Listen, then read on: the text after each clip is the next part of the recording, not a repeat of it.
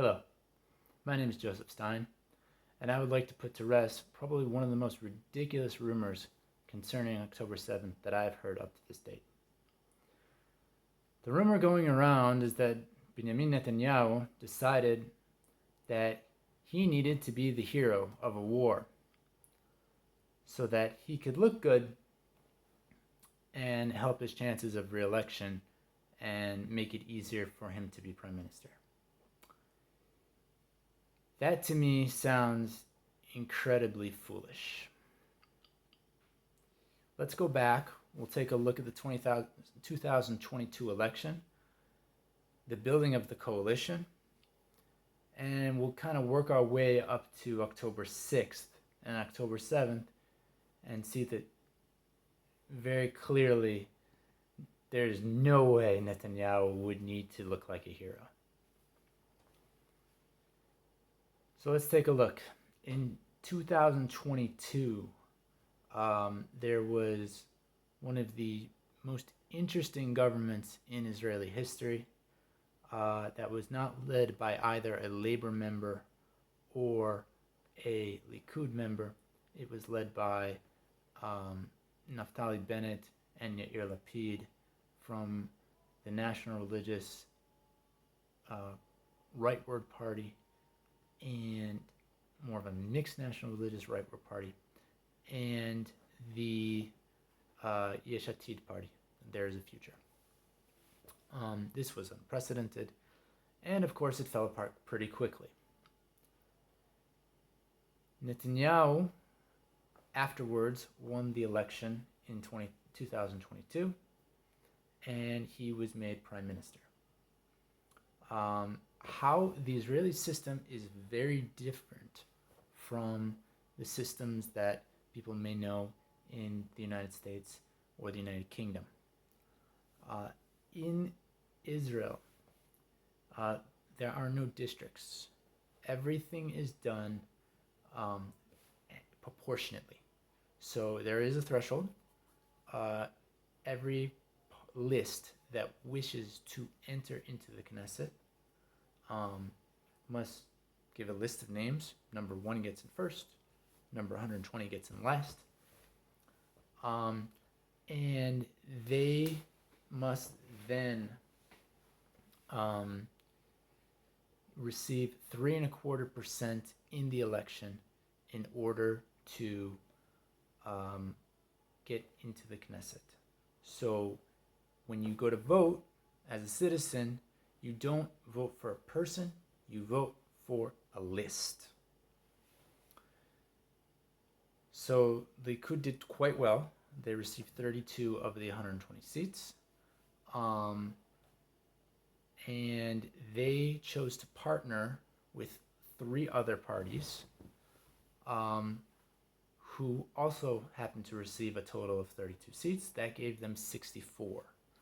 Those 64 Knesset members voted for Benjamin Netanyahu to be the prime minister. They also voted for several other members. They also agreed that Netanyahu would hire several other members of that coalition of 64 to have other ministerial positions. For example, the finance minister is Bezalel Smotrich of the National Religious Party. Yitzhak Goldknopf is the Minister of Housing and Construction from the ultra-Orthodox United Torah Judaism Party. And on and on and on. The party Shas, which represents North African and Asian ultra-Orthodox Jews, also has several positions in the cabinet. They also agree as a coalition to pass certain laws. What's interesting about this coalition, about any coalition, is that the coalition members will often vote for laws that they don't agree with because they wish to maintain the coalition. And so there are deals made between the coalition members that I'll vote for your laws and you will vote for my laws. This was one of the most stable coalitions in Israel's history. And the reason is very simple. Nobody religious has a chance of being prime minister if he wants to push a religious agenda. And all three of these parties support religious agendas. Why is that? It's very simple. It's because most people in Israel are not Orthodox. And so that means that there was nobody in the coalition that was going to say, I don't like this coalition, I'm leaving, let's hold new elections, and I'm going to be the prime minister. Nobody wanted that. There was not that much to gain from calling new elections. So it seemed, up until October 6th, that this coalition was going to last until 2026.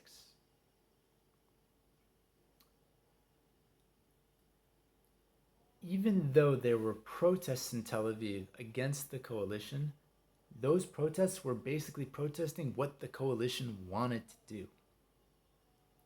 And so it didn't really matter because nobody in the coalition wanted to shut down the coalition.